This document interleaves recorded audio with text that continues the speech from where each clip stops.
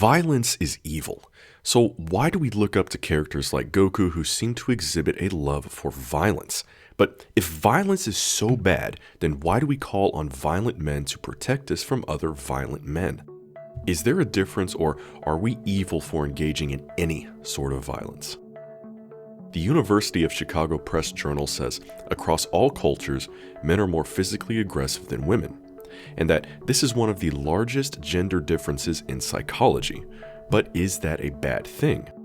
Are you more violent, therefore more evil?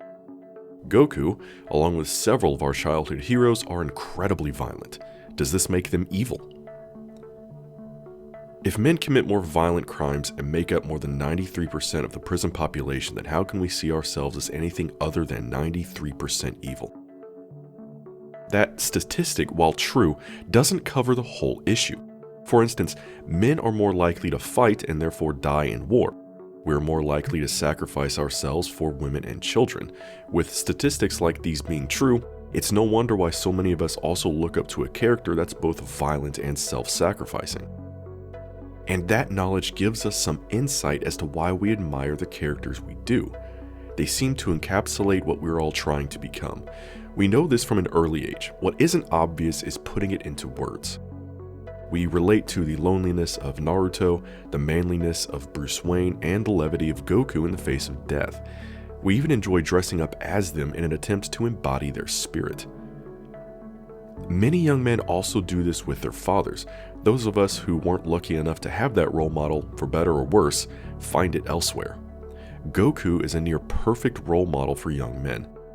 He achieves what each of us longs for but seems unable to pronounce. He personifies our need to be dangerous without causing harm. But why is Goku so beloved by boys? Goku himself was from an overly aggressive, violent race.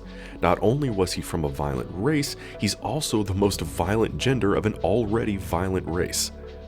It's difficult to tell if I'm referring to Saiyans or humans, isn't it? Still, this violence and his love for fighting enables him to gather the strength he needs in order to protect the ideals he stands for and the people he loves. Strength seems to be the primary essence of the masculine archetype. Men and women demonstrate vast differences in strength at an obvious biological level. Strength most likely became a masculine trait tens of thousands of years ago when we were hunters and gatherers. The more physically strong a man was, the more game he could hunt and kill. Therefore, masculinity became associated with strength. It's not difficult to see that part of our inner biological workings is still a desire for physical strength. That's good and all, but here's where it gets complicated. The modern world has largely adapted to the pacifistic method of coping with conflict, meaning non-violent procedure is seen as inherently good. Unfortunately, we find out quickly that the world around us does not share our values. Just because we're peaceful doesn't mean our enemies will be. As asked before, why do we rely on violent men to stop other violent men? Violence is a chaotic form that cannot control itself. Therefore, when we are forced into an uncontrollable situation, we call upon men who have learned to control it. In other words, if you are unable to control yourself or the current situation, you call upon someone who can. Thus, this is our first duty as men, an absolute control over ourselves. Being in dangerous situations allows us the ability to practice self-control. As every weightlifter knows, it's not about how much you can lift, it's about how much weight you can control with proper form. Another manifestation of this practice comes from theater. It's commonplace for men to enjoy violent roles through the medium of television. Every single young and maybe not so young man can relate to the feeling we get when we watch a scene where the hero physically overcomes an opponent. This gets our blood boiling and our testosterone flowing. We'd love nothing more than to join their world and throw ourselves into these dangerous situations. This is especially true for video games. These types of media allow men to practice the violent, dangerous role without harming ourselves or others. The practice of these roles is absolutely crucial to developing ourselves as useful, responsible men.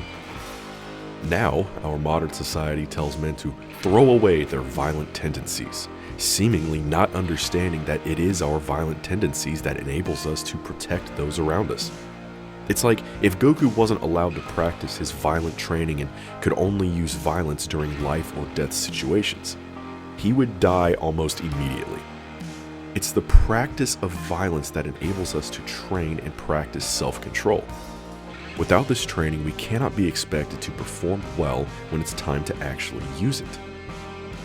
Yes, those moments thankfully don't come often in our lives. So what do we do during times of peace? Simply said, we practice violence. We practice it through the physical sports down to the video games we play. We practice violence in order to put ourselves in dangerous situations. This enables us to learn how to control those situations by learning to pull our own weight, to not hesitate when the moment comes, to be able to move as a team and cooperate.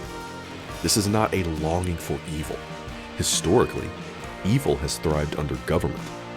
Matured men understand that evil will never be out-legislated.